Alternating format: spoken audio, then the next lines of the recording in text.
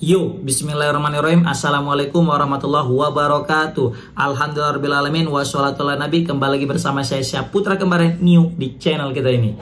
Nah, jadi pada kesempatan kali ini kita akan membahas salah satu pertandingan yang paling seru tadi malam, yaitu antara Persiraja Banda Aceh melawan tim tamu PSM Yogyakarta.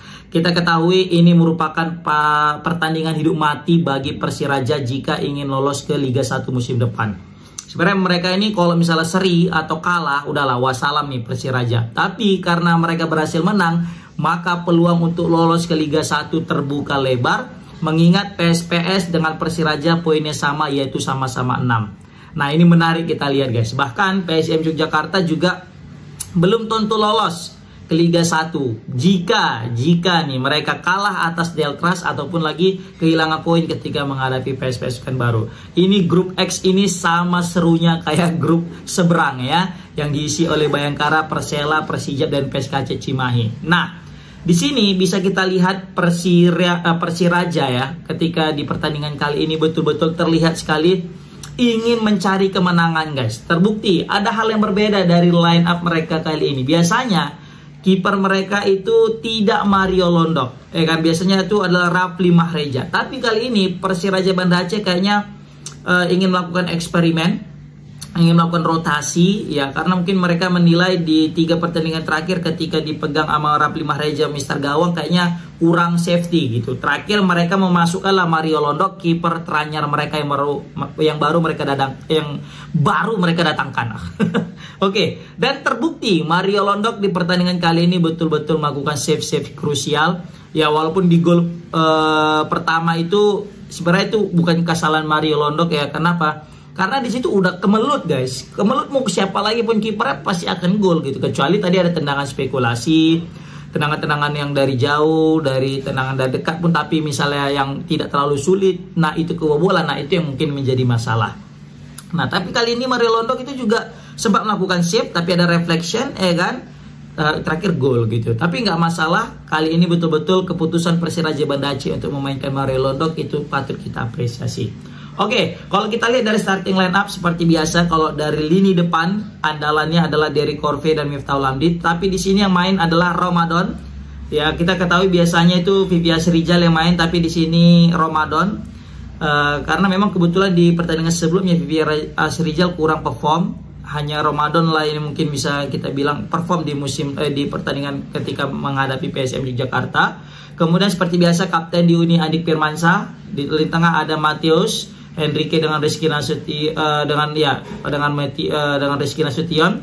Di lini belakang seperti biasa pemain andalan mereka dari Brazil ya, kalau nggak salah ya, Alep Santos, baru juga Fairusi, Indra Yandrianto dan Habil Akbar.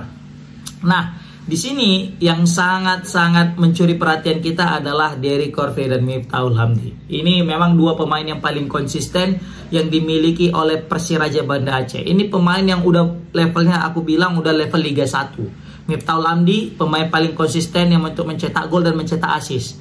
Ya kan, luar biasa. Bahkan finishingnya ketika menghadapi PSM itu finishing ala-ala Eropa yang melakukan tendangan lurus mendatar itu jarang. Itu memang tendangannya mudah kelihatannya tapi payah guys, serius.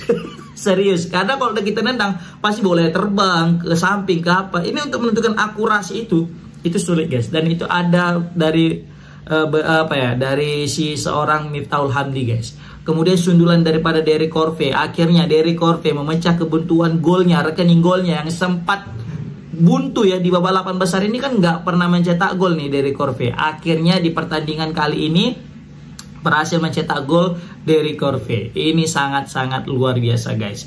Nah, kalau kita bahas jalannya pertandingan, praktis di babak pertama lah pertandingan yang paling seru. Tapi kalau di babak kedua itu tergolong ya monoton, tidak terlalu seru ya. Bahkan aku lihat PSM Yogyakarta kan ketertinggalan nih di babak kedua. Tapi kayaknya PSM Yogyakarta ini kayaknya kesulitan untuk membobol gawang Persiraja. Apalagi kalau udah berbicara tentang pertahanan ya, Persiraja ini salah satu pertahanan yang paling gacor, paling kuat nih menurut aku ya kan. Dan terbukti juga PSMS kesulitan kalau udah menghadapi Persiraja Banda Aceh. Nah, di sini salut sih aku nengok mental Persiraja Banda Aceh. Kenapa? Aku pikir ini bakal kejadian kayak PSPS Pekanbaru dengan Persiraja main di stadion ini. main di kandang, tapi PSPS yang berhasil menang karena gol cepat dari PSPS dan juga berhasil menggandakan keunggulan. Nah, semula PSIM malah mencetak gol terlebih dahulu kan melalui Sugianto. Ya, ada Kemelut di situ. Nah, aku mikir, ini selesai ini Persiraja ini kacau nih ya kan. Bisa-bisa nggak ada nih tim Sumatera ini masuk Liga 1. Sempat mikir gitu nih awalnya kan. Karena kalau PSIM menang, udah fix mereka langsung OTW Liga 1 nih. Nggak ada lagi cerita-cerita. Mereka pasti pemuncak klasmen kan gitu. Ternyata untung aja ya Derry Corve itu menyamakan kedudukan nggak lama setelah gol itu. Kan, menit 12 kebobolan, menit 19 berhasil menyamakan kedudukan. Kalau tadi itu lama, dalam artian sampai babak kedua belum terjadi gol penyama kedudukan, fix Persiraja dalam bahaya. Kenapa? Sempat nanti PSIM memperketat ini pertahanannya, bermain negatif football. Wah, itu selesai Persiraja. Mengandalkan serangan balik, udah selesai. Karena kayak gitu kemarin itu, PSPS unggul, kemudian mereka agak rapat permainannya, terus mengandalkan serangan balik dan malah kebobolan karena serangan balik itu. Nah, tapi untung aja Derry Corve menjadi penyelamat, menyamakan kedudukan 1 sama. Nah, ketika sudah 1 sama, inilah jadi titik balik Persiraja bisa menang. Semangat mereka langsung bertambah, keyakinan mereka, mental mereka langsung naik, dan terbukti langsung Miftahul Hamdi mencetak gol guys, luar biasa. Dan setelah gol itu tidak ada lagi gol tercipta, dan kemenangan 2-1 langsung disegel oleh anak-anak Banda Aceh. Dan dengan kemenangan ini, persaingan di grup X semakin panas guys. Kita tahu PSPS kemarin baru menang lawan Deltras dengan aksi kontroversi meeting dan tendangan kungfu. Dan kali ini dengan kemenangan itu juga, maka poin PSPS dan poin Persiraja sama-sama 6. Tapi PSPS di peringkat kedua karena unggul selisih gol ya, dan juga unggul head to head, atau bisa kita bilang apa namanya selain head to head lah. Nah, jadi aku bingung ini, kira-kira sumpama nih seri nih mereka nih PSPS Pekanbaru Persiraja Banda Aceh, ya kan, nilainya sama lah kalau nggak 66 atau 77 atau 99. Kira-kira siapakah yang akan lolos guys? Kalau misalnya Persiraja yang menang di pertandingan kali ini memang masih kalah agresivitas golnya -2 kan. Sumpama menang besar nih nanti lawan Deltras, kan? Apakah misalnya gini, gimana bisa kita bilang? Kira-kira mana yang lebih diutamakan guys? Agresivitas gol atau head to head nih? Aku ini belum tahu ini, aku belum cari ini.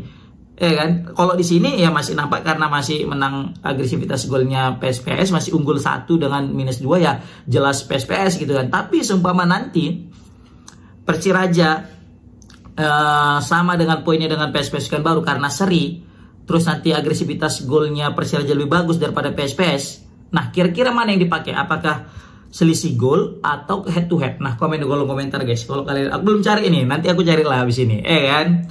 Nah, tapi ini pertandingan penentu pasti jelas ketika menghadapi PSPS. Jika Persiraja ingin lolos, maka mereka harus menang. Karena kalau seri, ini bahaya Persiraja Banda Aceh. Mereka harus menang ketika menghadapi PSPS Pekanbaru di kandang. Kalau kalah, waduh salam. Seri sebenarnya nggak pala membahayakan sih. Kenapa? Karena PSPS main ke kandang PSIM, ya kan? Tapi ini juga ngeri juga. Kalau misalnya nanti PSIM menang pula, kan, atas Deltras. Nah, bisa jadi PSIM nggak terlalu totalitas lah mainnya, ya kan. Wah, ini menarik. Pokoknya, waduh, aku juga bingung mendeskripsikannya, mengekspresikan bagaimana sengitnya ini antara PSPS dengan Persiraja. Tapi kalau untuk Deltras kayaknya peluang udah agak tertutup ya. Mau nggak mau mereka harus menang di 2 pertandingan terakhir jika memang ingin meraih peringkat kedua. Dan pertandingan terakhir cukup sulit menghadapi Persiraja di kandang, begitu menghadapi PSIM. Kan? Oke lah, komen di kolom komentar gimana pendapat kalian guys tentang pertandingan tadi malam, dan juga gimana menurut kalian siapa kira-kira yang akan lolos. Assalamualaikum warahmatullahi wabarakatuh.